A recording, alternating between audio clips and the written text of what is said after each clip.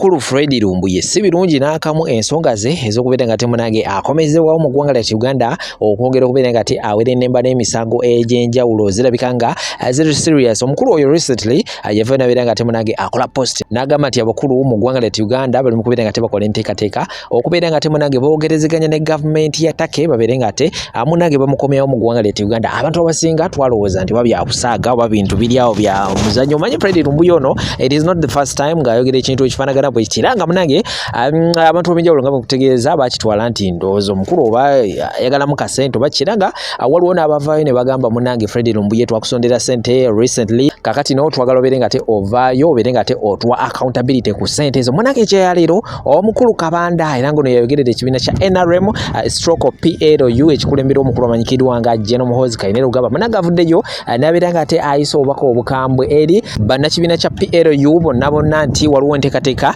ey'okubeera nga munange bagenda ku embassy ey'eggwanga ery'ettaka okubeera nga beekalakaasa era nga njagala kubeera nga nkuyitiramuko ku post y'omukulu oyo gyasobodde okubeera nga munange ateeka ku mikutu gye egy'enjawulo.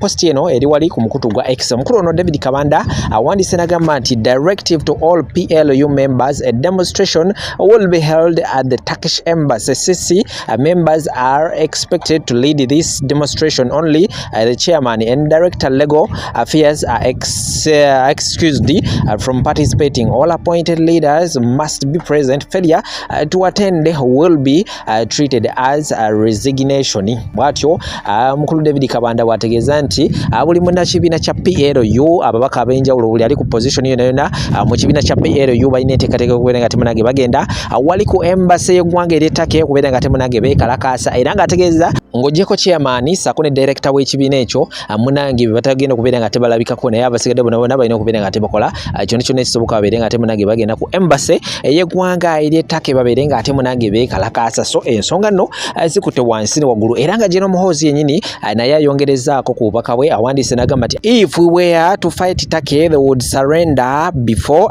the fighting started. Senga wabeerawo enteekateeka yonna ey'okubeera nga tulwana n'eggwanga ery'ettaka munange bajja kubeera nga basurrendaringa nga tebanaa kubeera nga munange batandika n'olutalo luno. So njagala okubeera nga tekuterawo obutambi buno tongera okubeera nga tulaba biki bigenda maaso sides eyo era nga wansi awo ojja kubeera nga osula endowooza yo okusinziira ensonga nga nawe bw'osobodde okubeera nga oziwulira sharingirako abalala era nga kujukiza Sheikh Ashraf Musome wadduwa wali nnyo okubeera nga takolako twawona abana nabizibu nga Sheikh wali ajja kukolako nga kwesa amaanyi ag'eddwa okuva mu Quran. Katusimbule n'ensonga zino eza Fred Lumbuye sako n'ensonga endala nnyingi nnyo ezikubeera tezigenda mu ggwanga lya Uganda. Tenvaawo.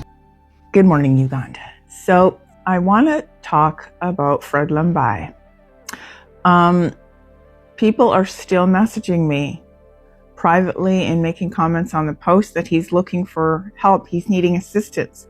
I will say this one last time. So please, he does not need assistance. He does not. He's perfectly safe in Turkey. He's perfectly safe. If he can make videos on a social media platform, he is not in any danger. Turkey is not going to arrest him unless he's done something wrong, and he has not done anything wrong. General Muhoozi and the Ugandan government can request his extradition, but he would have had to be charged with something in Uganda, and he would have had to do something wrong in Turkey, and he has not. So there's no extradition there's no extradition within Turkey and Uganda. And so Fred Lumbuye is perfectly safe. The only thing he may need is money at this point. Money. I think he ran out of money, just my opinion, because I've been told that they gave him around $60,000 5 years ago. And so if he ran out of money, that is maybe why he needs to relocate, maybe to a cheaper place. But all I can tell you is Canada is definitely not cheap, and neither is the United States. It is not. But if he wanted to come to Canada, he more than qualifies for political asylum. But he has to start that process from where he is. And so he does not need anything other than maybe assistance relocating, but he does not need any help. In other words, that he's fearing for his life. He does not. He probably needs money, and that's basically it. So I know I'm going to get a lot of heat from this, and I've seen people even tell Dr. Nico that he does need help. And even Dr. Nico has made posts that he was given money, $60,000 American money. And so if he ran out of the money, I don't know what to tell you. I don't know what it is like to live in Turkey, but I can tell you Canada definitely isn't economics. No, it's very expensive here. And so I'm not trying to discourage anybody, but it is expensive here, and it is expensive in the United States. And so that's what I'm just letting you know. He does not need help, Fred Lumbai, other than maybe monetary. And so if he does need monetary assistance, he should say that. These posts and people saying that he needs help because he's fearing for his life, no one is after him except General Rahuzi. He's perfectly safe in Turkey. Perfectly safe. If he can still be posting on this platform or in any other platform, he is safe. So please, stop. Be more sensible. Okay? He just probably needs monetary gains. And if you are in contact with him, please just tell him to say so. Just say, I need help in monetary ways. And that's it. And so that's what I have for you for right now. Again, this is just my opinion, and I know I'm going to get heat from this, but it is what it is. He does not need any help. He's posting on this platform, any other platform, he's fine. Buli mukazi yandifunye omusajja nga Papito tekisoboka, naye nze nkugamba buli mukazi yandifunye omusajja nga Papito, era buli omu agende yeesiibireko. Nze sirabangako omusajja ali supportive ng'ayagala mukyala we nga talina birala byawuliriza, nga kataata kagamba kimu, Mamito oli okay, ogenda kukola ki, bannange olaga guys. Omwana Nammere yagenze n'atufeintingako, omwana n'agwa, omwana n'akaaba, nenoonya ekyokukola ne kimbula. Emboozi ngenda gibanyumiza mu video eddako. Nze ng'eyabaddewo alina first hand information, ngenda gibanyumiza. Nebambika ataata nolaba nga kamenyese. It's okay my love, kituukiridde my love, goodness Lord. Abaana bano banjagazizza omukwano, temuŋaaje ninga tolese ndeegera kinga twafunye obwa minisita bigenda kuŋŋamba gwe wafunye, nze nafunye kuba kino ekintu tukiruddeko okumala ebbanga. Sagala mbage nti tukozesezza maanyi mangi nedda ninga kyo kimaze nekituukirira. Papito nkwebaza, toli just a husband to Nammere, naye oli mukwano gwe. Twagala nnyo okufuna abasajja, mbu simanyi musajja alina ssente, musajja simanyi yasoma, musajja simanyi yakola bwati, simanyi muwanvu, simanyi muddukavu, simanyi mweru, simanyi mugabi. Naye bantu mwe bw'otafuna musajja nga mukwano gwo mwesonyiwe. Ono omwana bane mpita nnyo abantu abaana. Papito nsaba kunsonyiwa. Ono Papito. Papito wanditukoleddeyo ku ssomero ly'omukwano. Abantu ne bajja ne basoma. Akasajja gali gakuta amaaso mu ngalo, gabeera n'omukazi tayagala na kukwata ku mukazi mu ngalo, tayagala na kwogerako nti ono mukyala wange, tayagala na kumusemberera. Ne babeera mu kirabo, n'abeera eri ayimiridde eri gyanywera omwenge, kwega n'abeera nga mbega. Papito ngenda kukolera video eddako nsiimye nga nkusaba otukolere essomero, osomesa abasajja okwagala bakyala baabwe. Goodness Lord. Ana alina omukwano sibitegeera. Nammere a minister. Ne Papito ne kyakyenjagala okugamba, Nammere afuuse minister. Obuvunaanyizibwa bweyongedde, challenges zigenda kweyongerera ddala. Si ku mirimu gyokka naye ne mu maka. Nammere ajja kutuukanga leeti, ajja kusoberwanga, ajja kubeeranga ng'akooye, omubeererangawo kataata. Tetwasooka kugamba ku luli obadde ng'obikola. Ku luno yongezaamu, olugendo lwe lutuule mu makkati. Mugenda kubeera ne Nammere ng'ekifo kino mukirimu babiri tewabaka kulimba. Ng'omuwerekerako kitaata, ebigambo by'abantu bireke. Guno omulimu si gwa Nammere gugwo naawe kataata, era ne ku mulimu gy'oli resigning. Tukwetaaga kuwa minisita ne Nammere. Mulokoke ng'obudde bukyali kubanga ekijja si muntu. ekyo kyomba buulire tetugenda tukooyo okulaba president nga alinga aziifu beega ayina okwegayirira abantu okukola bye bayina nedda. Tugenda kuteeka eggwanga mu layini bannayuganda bafune ku mirembe ne president afune ku buwoolero ne kaseko ku matama ng'alaba nti kye yalwanirira ebbanga lyonna abantu be bafuna obuweereza. Bwe bakuwadde akawumbi mu siteyo eyakwalula esiridde bw'otandaga enguudo ezo ze wakola ziriwa? Saagala biwandiiko. Seyina kyeneetaaza biwandiike ebyo mubipalapala nyamba manyi. Gwe kwata ongambe gurupu z'abakyala 10, gurupu za boda zafunye sente ngondaga gurupu. Tonyinyonnyola nnyo gwendagaani yafunye. Ojja kulowooza nti ozimbye apartment naye oli ku borrowed time. Ojja kulowooza nti ozimbye amawoteeri, ozimbye biki naye you are operating on borrowed time. President Museveni atuyamba buyambi kuba ogugwe yagukola dda. So nze wendi ffe tuli ready to work. Senior Minister naye ndaba nga muntu abaddeyo tubadde tukola naye eyo mu by'okulondoola. Abadde ajja bambi n'akola zibbaraza. Nze eza Greater Masaka zonna natambula naye neyeewa Kiso. Abadde agezaako Honorable Balamu okubeera in touch n'omuntu wa wansi ate to the best of my knowledge nze mumanyi ng'omuntu atali mubbi. So tugenda kukola nnyo. Tugenda kukola bannayuganda balabewo enjawulo okwemeza kungi mu local government. Obubbi, obulabbayi, obukenuzi. Tereza ebyafaayo byo ng'okyalina peeni. Yeekolera itongwa geegange musiibye muti oba musuze muti okusinziira ku budde n'ensi mwe muli mu kulabira akatambi kano alhamdulillah. Naffe gye tuli Omukama Katonda abadde akyatukuumye mu ngeri ey'enjawulo kitalo nnyo.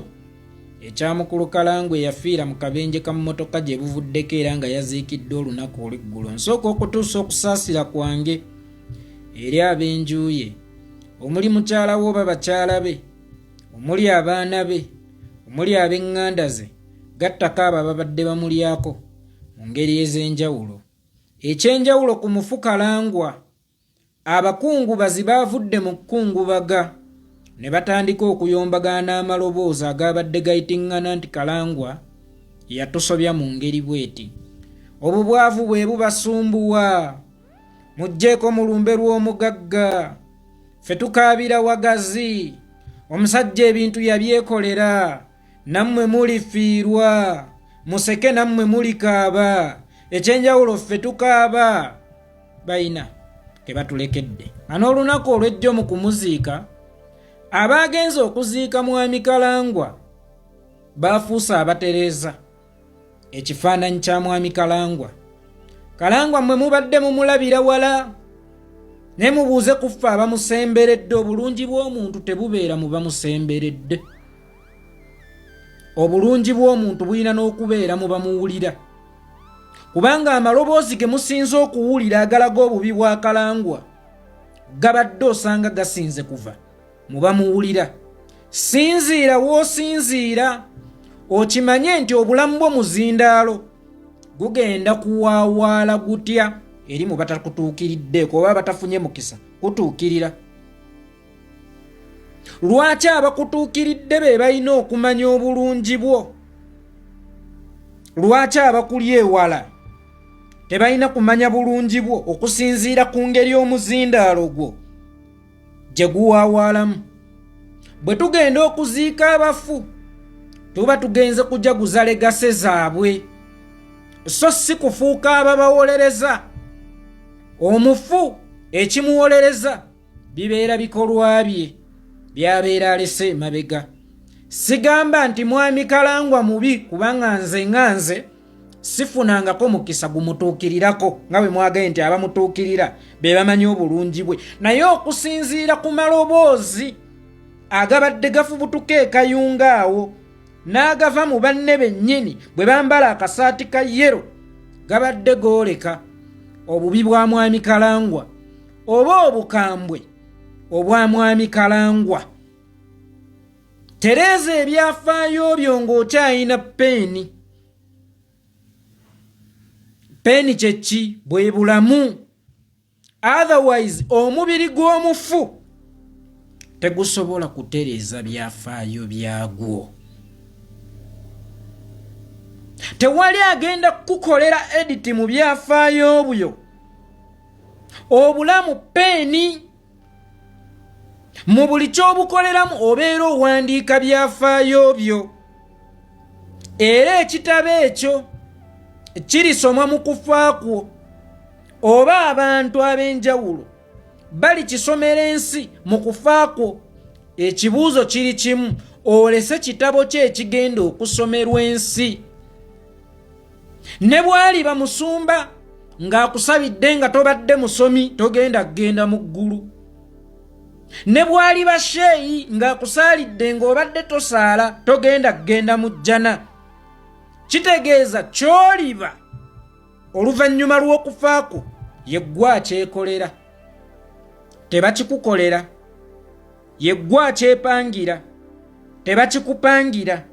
Tukozese omukisa nga tukyalina obulamu n'obusobozi okutereeza byonna bye twasobya. Oli ne bwali kusabira mu maaso ga Mukama ng'ogenze mu maaso ge nga totereezezza nsonga zo n'abo bye wasobya, biyinza obutakola. Gye buvuddeko myaka ng'ebiri oba gumu emabega nabagamba nti bw'ogenda mu maaso ga Mukama nga nsinziira ku oyo omwami Peter Lweru eyagenda n'akola kkanisa nga tasoose kwetondera abo bye yasobya. Bw'ogenda mu maaso g'Omukama Katonda okwetonda, olina okugenda n'ebbaluwa evudde mu bye wasobya nga bagisayininzeeko, Mukama n'agiteekamu buteesi ki? Approval. Mwewala okugenda mu maaso g'Omukama nga temutereezezza nsonga zammwe na bimulese mabega. Mwewala okuyingira kabbuli nga temutereezezza nsonga zammwe na bimulese mabega. Otherwise amaloboozi ago googera kinene eri Omukama Katonda wadde ng'abadde alaba ku butya bw'obadde ng'oyisa abantu. Teri agenda kukola edit mu byafaayo byo. Weewandiikire bulungi ebyafaayo byo otuuke okufa ensi ekukaabire, kubanga mwami Kalangwa si ye mufu asoose. Ne Pawulo yafa, ensi yamukaabira etya? Ensi yamukaaba oba ensi yamukaabira? Twalina omwami oyo baamuyitanga Musoke, be baali abayuusi ku mulembe gwa UPC. Naye Musoke bwe yafa abajja okumuziika bajjanga kulaba ku butya bwabuliddeyo. Bajjanga kwebuuza ne Musoke afudde? Musoke yatta bameka? Musoke yajoonyesa bameka? Weewalanga nnyo abantu okujja okuziika nga bazze kulaba oba ddala kituufu ogenze. Weewalanga nnyo okufa ensi n'ebeera ng'ekuwonye ng'ekuwummudde. Si buli afa nti aba agenze kuwummula. Abamu bwe bafa ensi yebeera ebawummudde.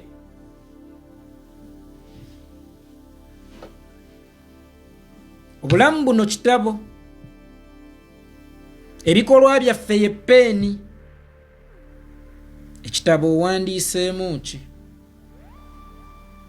Teweerabira? Nabagamba nti omuntu akyali omuto awandiisa kkalaamu, ensobi ze asobola okuzisiimuula. Naye kavuna okula owandiisa peeni etasiimuulwa ku nsobi z'obeera okoze. Kitegeeza bw'omalanga okwawula weegendereza ebikolwa by'okola banno.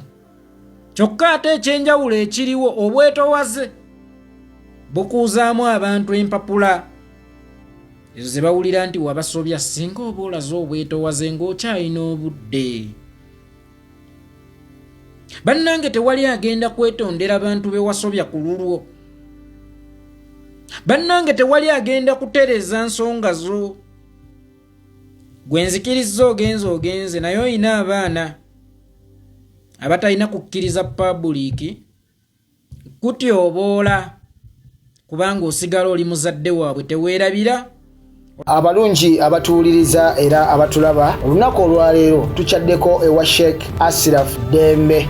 Sebo nsanyusa okubalaba. Amannya agange nze Sheikh Ashraf Dembe akola ku bizibu by'enjawulo. Omuntu singa aba alina ebirwadde musomereddwa tumuwa amazzi ga lukuya nga bw'obadde ogalaba tugenda abantu ku kyoto ne twokya emizimu emibi egibabaamu n'okulomba edduwa. Abantu singa abeera ng'ali wano atuuse sobola okumulombera edduwa ne waba atatuuse nga mpadde amannya ge naye ng'ali wala neetaase enamba yange yeeno eri 0707763711. Nammwe bannyinaffe abali ebweru oyagala okuba nti oyagala okulombera ku dduwa ng'olina ebizibu viza zibuze amaka gakolongotana sente zikola zimpita mu ngalo ojja kumpeereza ekifaananyi kyo n'amannya go ebyo byokka bijja kummala nja kukulombera edduwa ojja kutereera. Olunaku olusembayo mu mwezi mba n'edduwa eyawamu ffenna n'abalwadde bange abakadde n'abapya. Salaamu alaikum warahmatullahi wabarakatuh.